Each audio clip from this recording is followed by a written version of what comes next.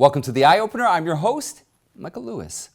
The Taliban has taken over Afghanistan. Some are comparing the evacuation of the U.S. Embassy in Kabul as Biden's fall of Saigon moment during the Vietnam War. What's undeniable is the Biden administration's withdrawal from Afghanistan is now a total failure. This is not the only crisis Biden is dealing with. A federal judge dealt a blow to the Biden administration's border policies. The administration has 7 days to respond. Fake vaccine cards have become the new epidemic in the country. Will the Democrats be able to clamp down on them? Canadian Prime Minister Justin Trudeau triggered a snap election for September 20th. He's betting that his pandemic response will hand the Liberals a political success. Okay, my friends, let's take a closer look together. After the 9/11 attacks, the United States invaded Afghanistan and entered the war on terror. Almost 2 decades later, the United States is finally ending the war by withdrawing forces. Only the withdrawal comes with a total collapse of the Islamic State. In less than 8 weeks, the Taliban has swept through Afghanistan, taking all major cities. On Sunday, President Ashraf Ghani fled the country as the group surrounded the capital, Kabul. Just a day earlier, Ghani claimed he would assemble the remnants of the Afghan government forces to defend Kabul. But for whatever reason, he didn't. After he fled, the Taliban entered the presidential palace and is now in control of the entire country. The terrorist group is going to declare the Islamic Emirate of Afghanistan. The Taliban claims it's working on a peaceful transfer of power with the government. One of their spokesmen said the capital citizens should not feel any fear from them, and their forces would enter Kabul swiftly. Reportedly, the Taliban directed its fighters not to enter people's homes or harass or annoy anyone. The group is trying to present itself as peaceful and friendly, but no one believes it. Experts say a Taliban rule will be first and foremost a disaster for Afghan women and girls. Their hard-won rights will be ripped away. Under its previous rule, women were not allowed to work or study. As the group advances its occupation of the country, it is accused of compiling lists of unmarried women between age 15 and 45 to marry their fighters. What the Taliban didn't hide, though, is it's seeking an unconditional surrender by the central government. It would be a stupid idea for the Taliban to use force now, as the United States is in the process of removing its military presence. On the U.S. side, the Biden administration is still committed to the drawdown of American personnel. 5,000 troops have been deployed to safeguard the process. In Kabul, the administration is moving Americans from the embassy to the airport. Although the United States has long sought to exit from the Afghanistan war, on the internet, the swift advance of the Taliban in the capital is likened to the fall of Saigon. On April 30th, 1975, when Saigon fell to the communists, TV and newspapers showed large groups of American soldiers and civilians waiting on the roof of the U.S. Embassy to be rescued by helicopters. The capture of Saigon signaled the end of the Vietnam War and the defeat of Americans. The communists consolidated their hold over the entire country in a few months. Yet Secretary of State Antony Blinken pushed back the comparison. He said the war in Afghanistan succeeded in taking out Osama bin Laden and reducing the capacity of al-Qaeda. Washington doesn't want to admit its drawn down from Afghanistan is now a complete failure. Biden ordered all American forces to be withdrawn by the end of this month, and the Taliban just couldn't wait. The Taliban's invasion is a slap in the face to the weak Biden administration and its failed foreign policies. Former Secretary of State Mike Pompeo criticized Biden for the failure.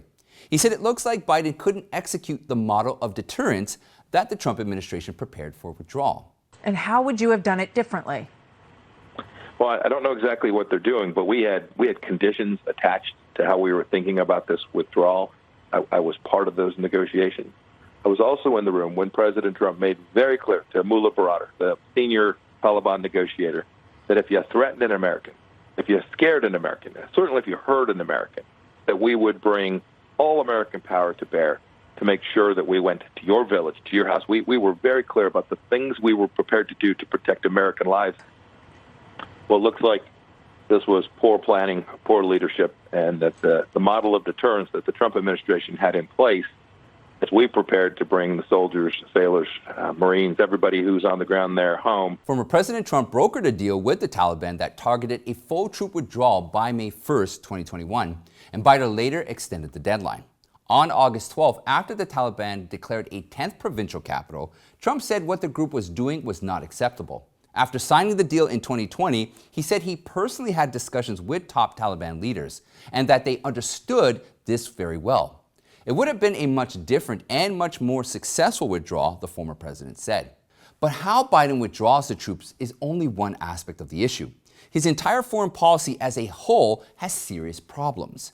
The administration had an ambiguous stance on the Gaza-Israel conflict in May. He repeatedly made concessions to and lifted sanctions on Iran, the world's biggest terrorist sponsor, trying to advance the flawed so-called nuclear talks. So who's happy about the situation in Afghanistan now? Your enemies. The CCP state-run media, the Global Times, picked up a Chinese Weibo user comment. What a joke. In Kabul today, the new government takeover was even more stable than when the United States changed presidents. As the U.S. removes its presence from Afghanistan, the CCP is quietly in touch with the Taliban and showed interest in the post-U.S. era. The CCP has already lobbied Kabul to participate in its massive infrastructure and investment plan, the Belt and Road Initiative. In early July, Taliban spokesman Suhail Shaheen touted the communist regime. He called China a friendly country and welcomed it to develop Afghanistan. If the Chinese have investments, the Taliban will ensure their safety. The CCP has been laying the groundwork to recognize the Taliban as the legitimate government of Afghanistan. In late July, Minister of Foreign Affairs Wang Yi met with Taliban commander Ghani Baradar. Wang said China is Afghanistan's largest neighbor and always respects its sovereign independence and territorial integrity. The minister also claimed the Taliban is a pivotal military and political force in Afghanistan and is expected to play an important role in the Islamic country. Wang told the Taliban, which is essentially a terrorist group, that he hopes it would value peace, establish a positive image, and completely draw a line with all terrorist organizations. This is pure lip service. You don't negotiate with terrorists. But there's also another saying, birds of a feather flock together. If you look at the CCP's human rights records, it's no better than a terrorist group. The regime rules by terror. On June 1st, Homeland Security Secretary Alejandro Mayorkas officially ended the Remain in Mexico policy, though in practice, it was stopped when Biden entered office on January 20th. The Trump-era policy in 2019 required asylum seekers to wait in Mexico until their claims are heard. But the Biden administration's decision has now been overturned. A federal judge on Friday ruled that the DHS failed to consider several primary benefits before reversing Remain in Mexico, officially known as the Migrant Protection Protocols, MPP. At the very least, the judge said Mayorkas was required to show a reasoned decision for discounting the benefits of the program. For instance, his June 1st memorandum didn't address the problem of overwhelming false claims of asylum. The DHS previously found that about 9 out of 10 asylum claims from Central America have no merit, and the MPP discourages such migrants from traveling and crossing the border in the first place. The judge concluded that the DHS's actions are arbitrary, capricious, and subject to the abuse of discretion. He ordered the Biden administration to enforce and implement MPP in good faith until it has been lawfully rescinded into compliance with the law, and until the federal government has the capacity to detain all migrants required for mandatory detention. The administration was given 7 days to appeal the ruling, otherwise the order will go into effect. There's more good news from the courts. On August 12th, the New York Supreme Court sided with Project Veritas again. It will be allowed to depose the New York Times. Depositions refer to the testimony that a witness gives before the trial. It is a sworn statement. It enables the attorneys to learn their weaknesses and prepare ways to better defend their clients in court. When Project Veritas first filed the defamation lawsuit last fall, the Times probably didn't realize it had gotten into some real trouble. The lawsuit challenged the paper for claiming Veritas's Minnesota ballot harvesting video to be deceptive and disinformation. In March, the New York Supreme Court rejected the newspaper's motion to dismiss the case and found it was reporter Maggie Ashtar and executive editor Dean Baquet from the Times who were responsible for the deceptive and misleading articles about Veritas's reporting. As a result, the Times was forced to answer Veritas's questions.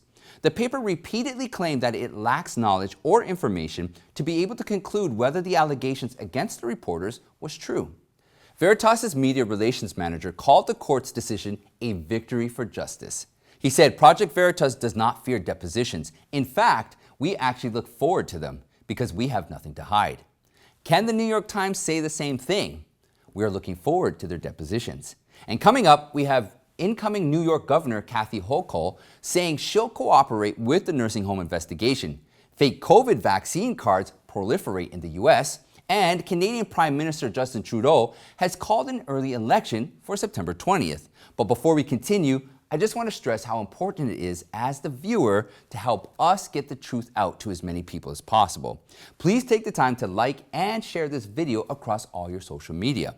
Also, double check and make sure that you're still subscribed to the channel and click the bell so that you can be notified every time we post a new video. Also, I'd like to thank you all for your continued support. Okay, let's get back to the show.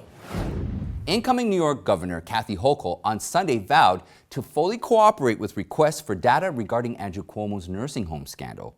Hochul is set to replace Cuomo on August 24th, and she said she doesn't have the nursing home documents.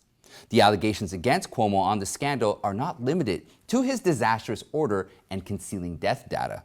The governor has also faced scrutiny for granting legal immunity from lawsuits to nursing home executives over coronavirus-related claims.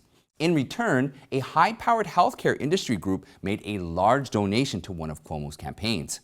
The lieutenant governor is now drawing a clear line between herself and Cuomo. New York State Assemblyman Ron Kim, a Democrat, called on Hochul to release email records in order to prove she was not aware of Cuomo's sexual misconduct. Hochul basically denied the request, saying it's hard to prove because she had no communication along those lines. She said it's no secret that the governor and I were not close, and she promised the office culture is going to change 1,000%. Yet policy-wise, the incoming governor supports the legacy of Cuomo's, quote, progressive accomplishments. One of Hochul's priorities is getting the remaining COVID relief checks to people, including the illegal immigrants in the state. Fake COVID-19 vaccination cards are the new epidemic, and they're coming from China. In Memphis, Tennessee, federal agents seized more than 3,000 such cards, and they're always from China. CBP caught a shipment from the Chinese city of Shenzhen to New Orleans that contained 51 blank counterfeit vaccination cards, and it was the 15th such shipment of the night. But the made-in-China fake cards are of poor quality. They contain typos, unfinished words, and some of the Spanish language on the back was misspelled. Although the FBI stated in March that buying, selling, or using counterfeit vaccination documents is a crime, violators will face a fine and up to 5 years in prison. The soaring demand is fueling an active black market, as New York City and a large number of universities are mandating the vaccine. Nearly 700 colleges and universities require proof of COVID vaccination. But the process to confirm vaccination status can be poor. In some cases, it is as simple as uploading a picture of the vaccine card to the student's portal. Americans can easily get contact information of vaccination card sellers on Instagram, Telegram, Reddit, Twitter, and other social media platforms. As one would expect, such easy access to fake proof would make the push for vaccination pointless. Even though it could cost as much as $200 per card and the vaccines are free, many people are just willing to pay to bypass getting vaccinated. The phenomenon has driven some Democrats to distraction. Senate Majority Leader Chuck Schumer complained on Sunday. They are paying money for a fake card and risking prosecution. Who could be that dumb? The reality is people are a lot smarter than what the Democrats would think. Free of charge is not a selling point when it comes to vaccines. Schumer now wants the DOJ to step in and immediately prioritize cases involving fake vaccine cards. He also pushing the CBP to work harder to find counterfeit cards being sent from overseas. Now, in Canada, Prime Minister Justin Trudeau on Sunday called an early election for September 20th. Trudeau, the head of the Liberal Party, is betting that his generous COVID wage subsidies, the high vaccination rate, and a post-pandemic economic rebound will help him prolong and strengthen his grip on power. About 71% of eligible Canadians are fully vaccinated.